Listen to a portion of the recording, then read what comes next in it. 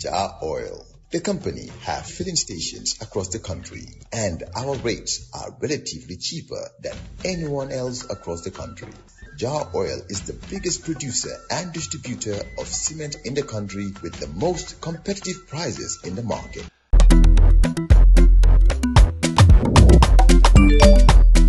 Excellent jam, Ceesay. Yo, apply. Yo, luta do dede. Luta munulo jël moto nga andil ma xaalis. Hello? Busel mu fine. What? Busel mu fine. Oh, yes! Wave Axina Gambia. Deposit and withdraw money, pay bills, and buy mobile credit without fees. Transfer money wherever in the country for only 1% fee. At Wave. Busel mu fine? Wave. Your money is yours. Thanks for joining us. Now, normally on Fridays, everything else gives way to entertainment. But with a major news development unfolding about the cabinet reshuffle announced on Wednesday, and with no coffee time for the next 2 days, we thought we could slightly change the program this morning to accommodate this news development. And it is that the Auditor General Ceesay has turned down, refused, his appointment as Minister of Trade, Industry, Regional Integration and Employment by the Office of the President. The appointment was announced on Wednesday. The following day, Thursday, yesterday, the National Audit Office put out a statement informing Gambians that Ceesay had officially responded and respectfully declined the offer. The statement added, and I quote, "Mr. Ceesay is dedicated to serving in his role as the Auditor General and in diligently executing the functions conferred on him by the Constitution of the Gambia to improve the lives of citizens through public sector auditing." Well, Cabinet met on Thursday. The very day Ceesay's refusal letter was reportedly addressed to the presidency. And Dr. Ismail Ceesay, no relation between those two, I believe, was in that cabinet meeting, and it was from there that he phoned to ask if he could get 10 minutes this morning to clarify. Well, our role, as I keep repeating, is to inform the public and inform them properly. And of course, we said yes. Hence, Dr. Ceesay's presence after 2 Tuesdays away this morning to, give us a clarification. Doc, welcome back. Thank you. Good morning, Peter. All right. What about this news? Well, like you said, the president made a minor cabinet reshuffle on Wednesday by deploying or redeploying Babukar Usmaila Joof to the Ministry of Defense from the Ministry of Trade and Industry. Yes. In the same vein, and with powers conferred to him by the Constitution, he appointed Mr. Ceesay, the current Auditor General, to the Ministry of Trade. Now, this is in line with the President's vision to transform this country and the confidence he had in Mr. Ceesay. But also the same confidence was extended to Babukar Usmaila Joof. The President is the President. He knows his team. He knows who can do what and at any particular point in time. He knows what he wants. He knows how to drive the government's agenda. Therefore, in driving that government agenda, he knows the personnel he needs in particular places. In this case, he needed Mr. Ceesay at Trade to continue to work there, to help the government in that sector. He was appointed, and the president, normally when he appointed, the norm is that he will call you to the presidency. I've gone through it, so I know how it works. Speaking from experience, they don't just announce like people are putting outside that he was appointed without being notified. That is false. So it seems. No, it's false. It's false. Within less than 24 hours. The president never does that. The president never does that. That is not best practice. And the president will never. So Ceesay was invited to State House. Ceesay was invited to State House. The president announced to him that he had confidence in him and that he needed him in cabinet to help him drive that particular sector. And Ceesay accepted the offer and even thanked the president and sought the support of the president while he's in cabinet. And they prayed for each other, and he was given his letter. And he promised that when he returns, he will write the acceptance letter. That was the last time the presidency had from Modu. Until yesterday was online.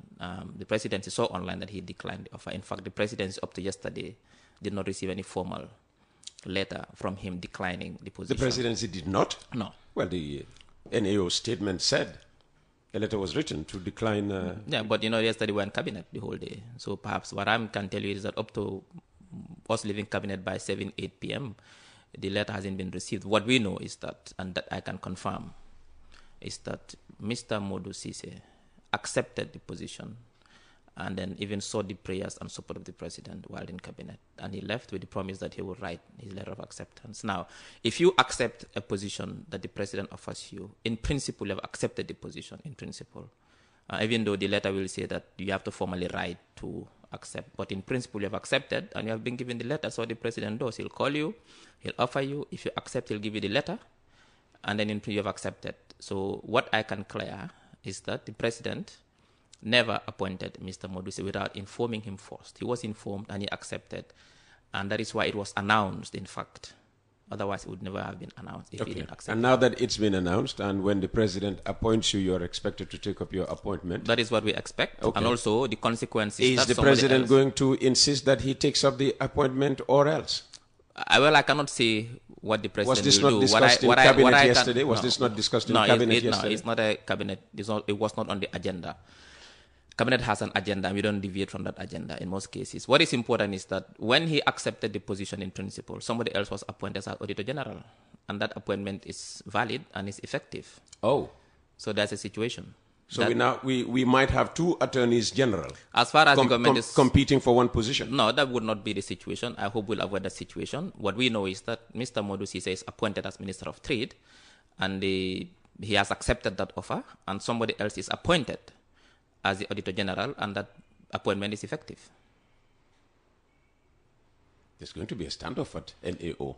Well, I'm not foreseeing that. Because that somebody else will have to report for on duty as Attorney General. And the Auditor General. Auditor General. So the Auditor General, who is supposed to move to the Ministry of Trade, is saying, I'm staying put. Well, to contribute to national development. Well, if somebody wants to... Let me quote their statement. Mr.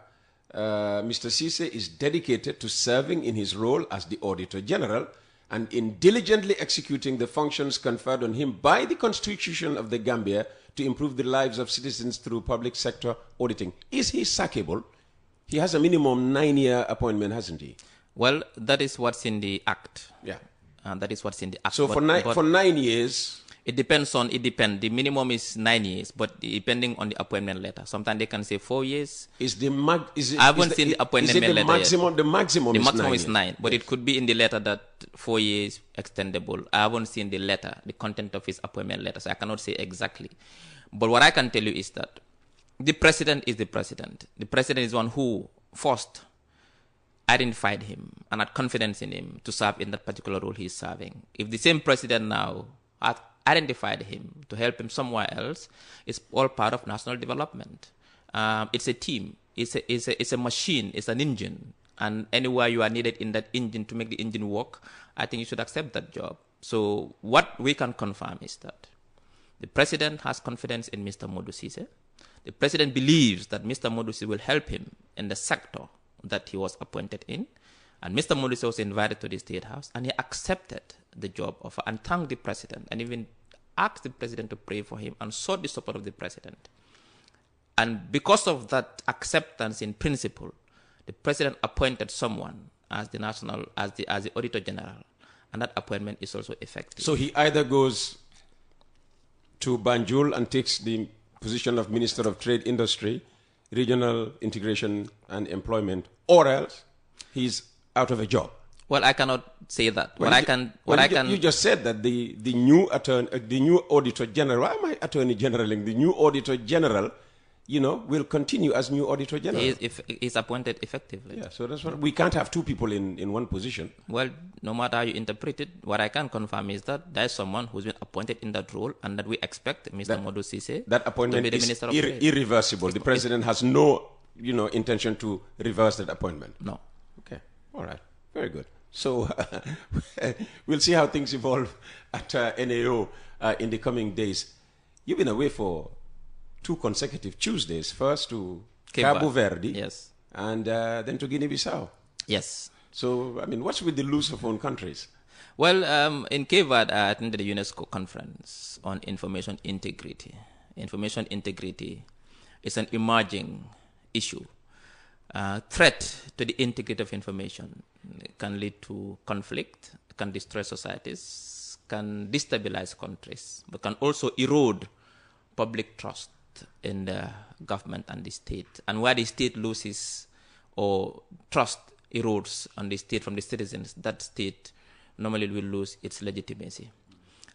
So we think this is very serious. We converged, UNESCO countries converged in Cape Verde to discuss what can we do to make sure that we find solutions to the problem of threats to information credibility, information integrity. Now this has to do with, for people to understand, disinformation, misinformation, and hate speech. This is an emerging issue, and we take this very seriously. We think that most countries in West Africa and the Sahel are under threat because of this, particularly with the advent of AI and digital technologies. It has really amplified this threat.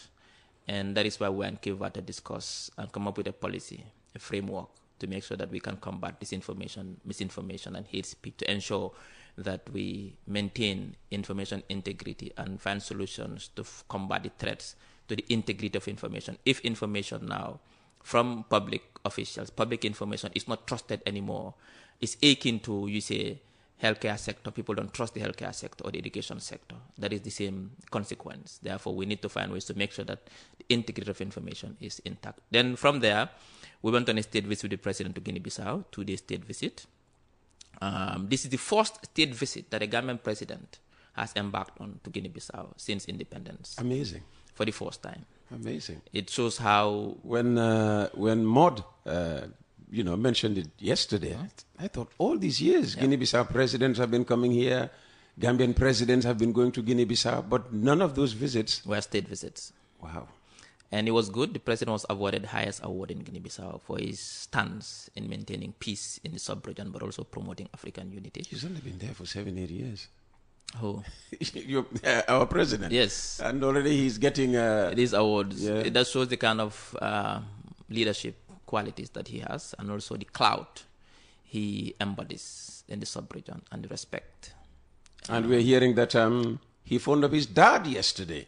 Was it he yesterday? Wrote a letter. Was it yesterday? Yesterday a letter was written. It was not a phone call? No, it was a letter okay. written to His Excellency. That's why I never trust what you hear. Congratulating him. But also I just want to clarify something, just because you said that. When the UDP were having their primary congress, selecting their flag bearer on Wednesday at their bureau, the president was passing and took that route. And I saw people online saying that the president deliberately used that route when he was coming from the airport, which is false. The president came on Tuesday from Guinea-Bissau. Yes. The president was not coming from the airport when he passed. The president was going to Bakote to inaugurate the new building by the GTU CCU. Yeah, we announced it on Coffee Time that very morning. Exactly. So the president can only take that route to Bakote. There's no other way he can take, which is convenient for him. Well, the other way would have been problematic. That is coming through my route. That's what I'm saying, which is convenient. That is why I add the word convenience there. The only convenient way he can take to easily arrive at the GTUCC building is to go through Manjai. And it was coincidence that when he was passing, the UDP were also converging They were making an issue out of this? Yeah, they were making an issue out of this, that it was provocative. And the president was kind enough to put his window down to say hello to them, to say bye-bye, how are you?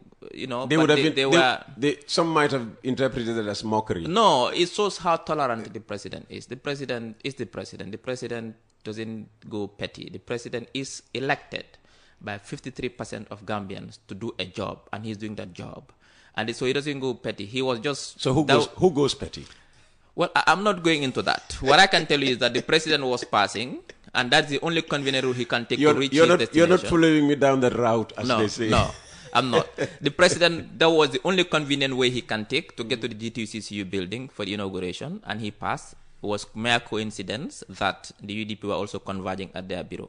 Nothing else. Fantastic. That needs to be Dr. Ceesay, thank you so very much for coming in this morning to clarify the situation as it regards the appointment of a new Minister of Trade, Industry, Regional Integration and Peter, if you may permit me. Yeah, sure. Just to clarify, I've seen people also saying that the appointment of Babukar Usmala Diouf to the Ministry of Defense is an anomaly and that he has no background in security. Maud explained that very clearly, so people should go to YouTube and listen to the explanation of the Chief of Staff and Minister. That it has no bearing on that for the people to know. That is clearly explained in that interview.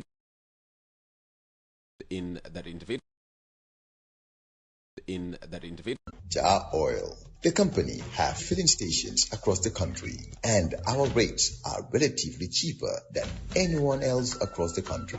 Jah Oil is the biggest producer and distributor of cement in the country with the most competitive prices in the market.